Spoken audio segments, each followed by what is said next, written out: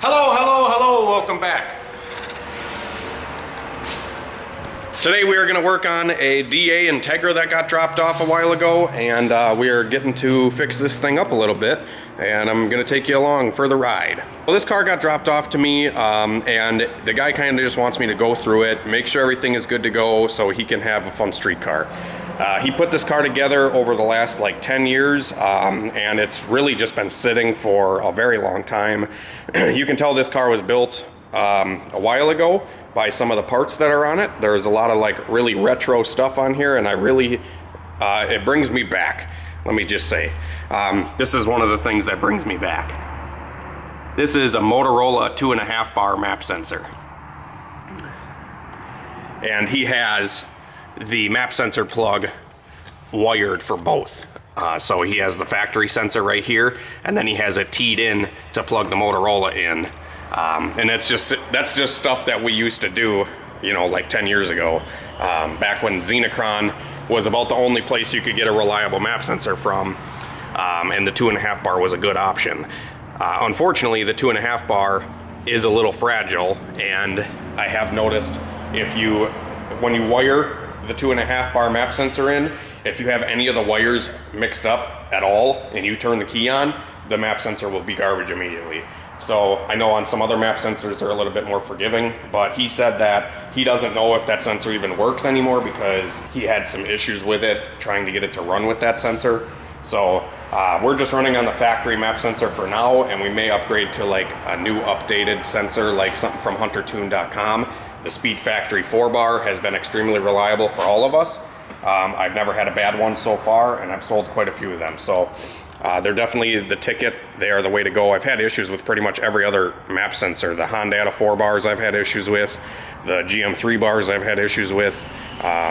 You know, obviously the Motorola 2.5 I've had issues with, but the Speed Factory 4 bar really seems to be the ticket, at least lately. So some other cool parts that are on this car. This is an old school Turbonetics Evolution wastegate. It has a Turbonetics blow-off valve. It has an EGT probe in the cast log manifold. It has an old school, I believe it's a Turbonetics turbo.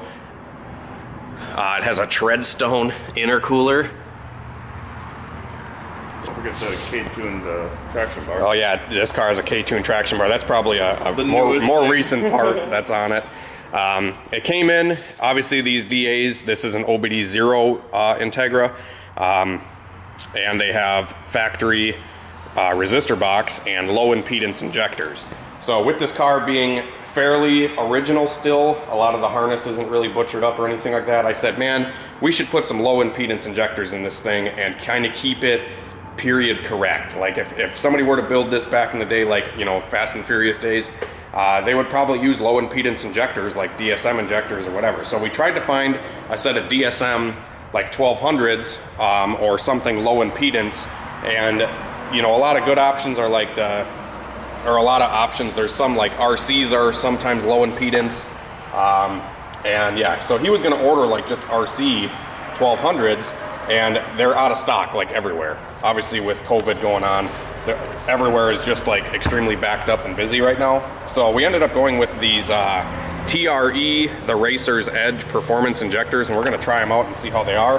They are supposed to be a low impedance 1200cc injector, and I pulled them out of the package and I ohmed them, and they read 12 ohms, which means they're high impedance. They are a plug and play with the OBD1 clip, but they are high impedance. So we ended up having to delete the resistor box. So T-Bake's trying to lift the car, but I wanted to talk about some other stuff real quick while we're up here. We did have to fix a bunch of little things last night. Me and Trevor put the injectors in. So these are the TRE performance injectors. Like I said, plug and play, and then we deleted the resistor box. Super simple process, just tie all the wires together. And you know, we soldered it, heat shrinked, and tucked the wiring away. And then we had a coolant leak coming from the upper radiator hose because this car had like one of the, you know, nice hose clamps on it, and it wasn't getting tight enough. So like, it tightened all the way down, wouldn't actually clamp down this radiator hose here, and it was leaking. So we fixed that, got a new clamp on that guy. And then we had it running, and it was running really poorly and barely idling, and it was clacking in the cylinder head. Almost like, if you guys have been following for a while, we did Andrew's Integra a long time ago, and the VTEC solenoid was stuck open, and the VTEC pins were trying to lock, like at idle, or when you would rev it up, when it would build oil pressure, it would pop the pins, and it would start clacking. So that's what I thought it was. That wasn't the case. I took the valve cover off, and the valve lash was extremely far off. There was a couple of them that the lash was like 18, 20 thousandths. And some of them were so tight that they were like 2 thousandths. So the car had a slight misfire. It was idling really bad. And yeah, so we ended up doing a valve lash. The valve lash is good to go now. And the idle air control was actually just unplugged. So we plugged the idle air in, and then we had to check engine light for something else. So we kept diving in, and we found out that this guy actually put an OBD1 distributor on here, but he did his own jumper harness. So he didn't actually buy a jumper harness. This is just a D-pinned OBD0 distributor plug that he shoved the OBD1 wires into, and he actually had 2 of the wires crossed. So the CYP and the TDC sensors were crisscrossed. So where there was supposed to be 2 whites together, there was a white and an orange, and where there was supposed to be orange and white, there was white and orange or whatever.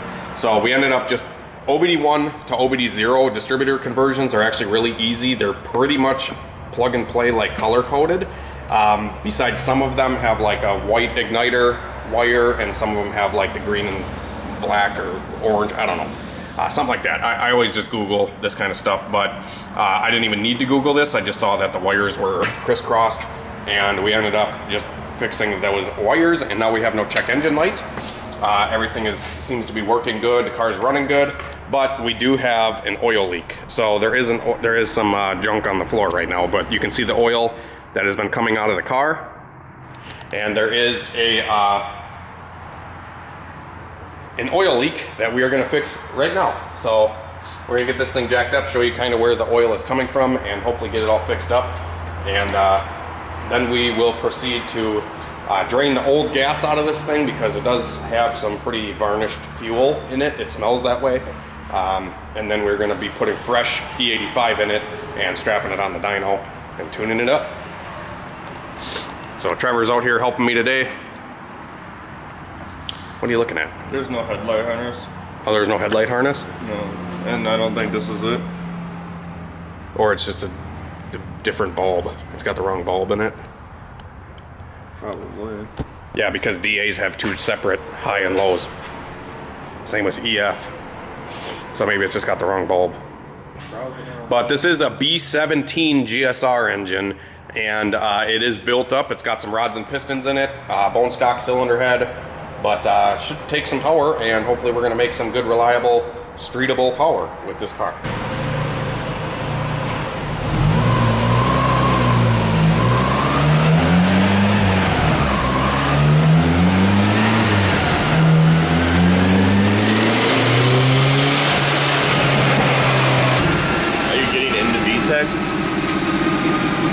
Higher RPM and then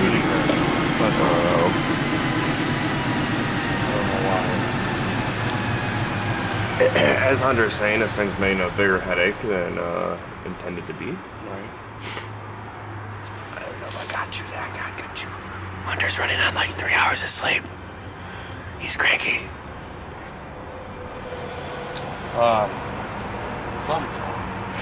Damn fact.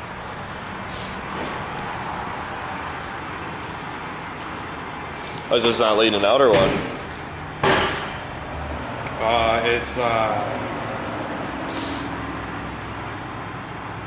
I can't explain it.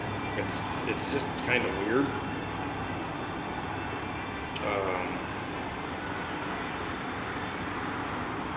I'm gonna see if these injectors have data that I can use. It's either something to do with injector data or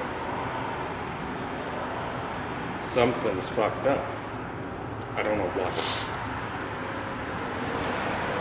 You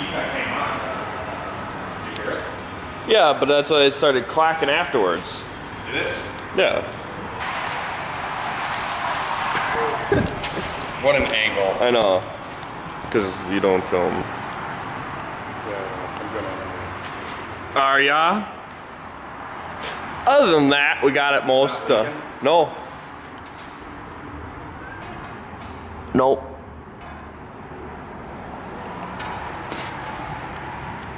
We had to replace the oil feed line. I had a little pinhole in it, and then. All right, guys, so we got the Integra all finished up. It was on the hoist for the last couple days. We had been fixing a bunch of little things with it. It had a T on the back of the block, which I thought was leaking. So we ended up taking the T off of the back of the block, which I'll try to show you here. It just sits kind of right in here where that oil pressure sensor is. And all that I thought was leaking out of like the pipe fittings. So, because that's right where the oil was coming from. So we took it all off, I resealed it, I checked to make sure that the oil pressure sensor wasn't leaking or anything like that, because that's where the oil was dripping right off from, was that T.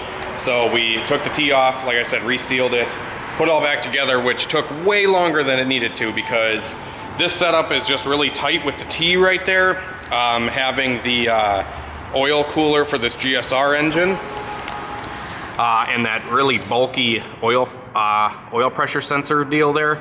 It's super tight squeeze in there, so you have to take off every individual fitting at once before you can take the actual like block out, if that makes sense. So we spent quite a while trying to actually get that done yesterday, and then we put it all back together to find out it was still leaking from the same area, so something else was going on and we couldn't figure it out. So I said, okay, well, let's take the oil feed line off and we'll pressure test that, because that's the only thing we did not check was the actual feed line itself. So I figured maybe the feed line was leaking at the fittings at the, like where the, I'll show you. Put this into words for you, or put this into a picture. So this fitting has like an AN style here and then pipe thread here. So I thought it was leaking maybe in between here because the threads are like bottomed out, so I didn't think it was actually touching the taper of the fitting. So that's what we thought it was. So we pressure tested it, and it was not leaking from there. The line actually had a pinhole in it, which you would never see. You would never see the pinhole. We actually put air pressure to it, and I felt a pinhole on the line. So I don't know how it got there or whatever, but it definitely was just trickling down the feed line and landing right on that T where it was where I thought it was leaking from initially. So we got a new feed line on, and now the oil leak is fixed. And now we got it strapped down onto the dyno, and I don't know if you guys could hear in the video of this thing running. You want to start this thing, Trevor?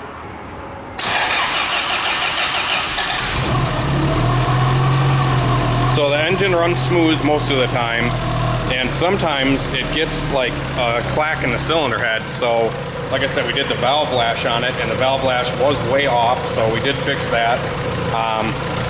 But I don't know if it'll do it right now, but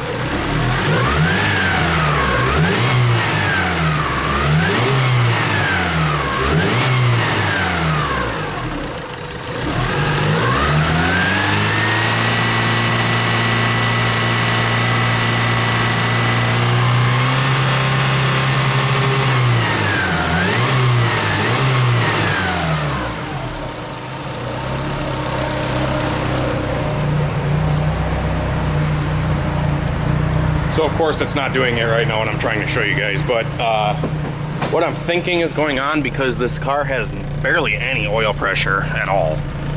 It is a brand new engine, but I feel like if it's brand new, it should at least have some pressure unless something's wrong. Or the gauge is messed up, which I don't know what to believe really. So we're gonna set VTEC kind of low, just to see if it'll come on and whatever. Oh, that could have something to do with it. Hey, Trevor, come here.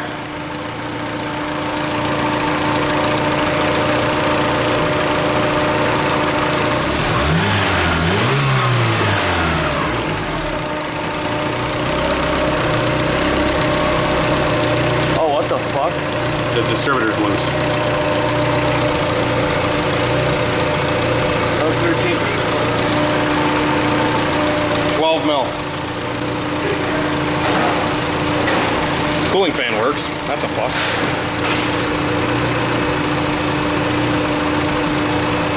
Still doesn't explain the low oil pressure. Like I said, we're gonna hope it's just the gauge.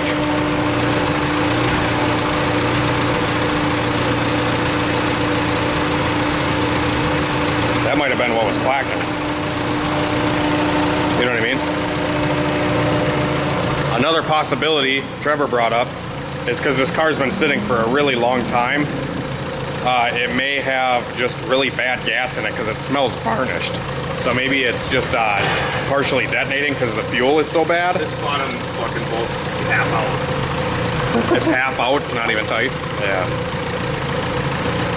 I mean, I normally just run two, grind them up, but Right.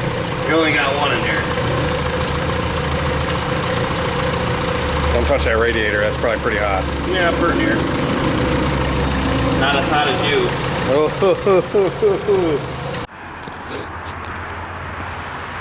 Alrighty guys, little update on the, little update on the Integra here. We definitely are running into a lot of issues with this car. When we initially dropped it off, he dropped it off next to my shop here, and then when I pulled it in the shop before I even touched the car, I noticed that the oil pressure was low. So I figured since where the gauge was leaking, it was leaking the pressure out where it was leaking. So we fixed the oil leak, did all that stuff, lashed the valves, fixed a couple other little leaks, fixed the distributor, like I said, did all that stuff. And now the car is having issues where VTEC is not engaging properly and the oil pressure gauge is still reading really low. So we've kind of come to the conclusion that the engine's just not making good oil pressure, plain and simple. It is a brand new engine and it's kind of common. I've seen this a couple times already when guys bring me cars where the engine is brand new or fresh or whatever. They end up having bearing issues or something, you know, just from not checking clearances or, you know, too tight of clearances. This motor has ACL bearings in it too, which ACL bearings naturally, especially back when he built this car, which was like 5-6 years ago, ACLs always have a notorious reputation for being really tight clearance bearings. So another issue that might be is when he tried getting it running before he brought it here, the whole oil pan was full of fuel. So brand new engine, fuel in the oil, not a good combination, and the fuel was really varnishy, so I'm sure that didn't help. It doesn't knock or anything right now, which is a good thing, but it definitely has got something going on, and I'm not entirely sure what's going on. The customer does kind of want me to continue fixing it, but it's just annoying. It sucks. Like I said, we got the car running code-free, got new injectors in it, did a bunch of other little things today. We actually had the valve cover off and the cam caps all off to verify that all the rocker pins are in the cylinder head. We swapped VTEC solenoids on it. We made sure that the center cam cap O-ring was there. We verified oil pressure coming out of the feed line, which it is. It's coming out very good. So the volume of oil is the pump is pumping good volume of oil, but it's just not bringing up pressure. So you can have good volume movement of oil, but it doesn't necessarily mean that that oil has pressure behind it. So the pressure has to be leaking from somewhere, whether it be a bearing or an oil pump pickup tube seal or something, which would be like a perfect situation and an easy fix. But I don't know if that's going to be the case. So we're not going to know until we get the oil pan off of it. It's probably going to be a couple days, but we'll definitely let you guys know what we find, and we'll go from there. So we definitely got some headway on it, but it seems like we're just taking one step forward and 3 steps back with this thing every step of the way. So like all the little stuff that we've already done to it has taken way too long, or it's just taken longer than it should. Like to do this oil frickin' line and to find this little oil leak literally took us like 6 hours. So it's crazy. Like should not take that long to do this, but sometimes certain cars just have bad juju. I don't know what it is, but some of them just really suck. And that's just kind of, yeah, and DAs are not the best, the most exciting thing to work on because everything is, you know, tight because it's a EF chassis.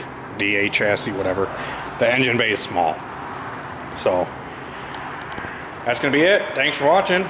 have a great night. Drop a comment down below what you guys think the problem is, and we'll let you know what it is later at some point. So, have a great night. Tomorrow. See you later. All right, guys, so it's a couple days later, and sorry if you can't really see me right now because I'm in the garage at the house right now, the new garage at my dad's house. We went through some unfortunate events. You guys follow me on Facebook, you probably have heard what kind of happened. It's been a rough couple months, but anyways, I did want to give you an update on the Integra. The Integra ended up having a bunch of filter material, like oil filter material in the oil pan. I may be able to insert a picture here. I don't know if I'll be able to actually, but there was pretty much oil filter material plugging the pickup tube and sludged up in the bottom of the oil pan. And in result of that, ended up probably being the reason why it had low oil pressure. We ended up actually ripping the motor out of the car for the guy, and we're gonna go through it. And we're gonna do a rebuild on this B17 GSR. So I hope you guys are excited for that. But I did wanna kinda let you know that we did find the oil pressure loss issue.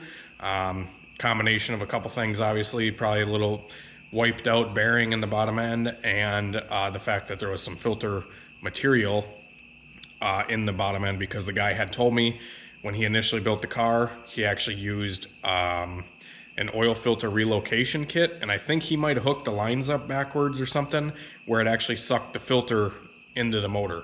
So the filter material got sucked all through the motor, probably plugged up a bunch of passageways, etc., etc. So yeah, that's where the Integra's at. The motor is actually on the stand now at the shop. I have another video that I'm going to be editing for you guys as well with the Chev staying, so you guys should be looking forward for that.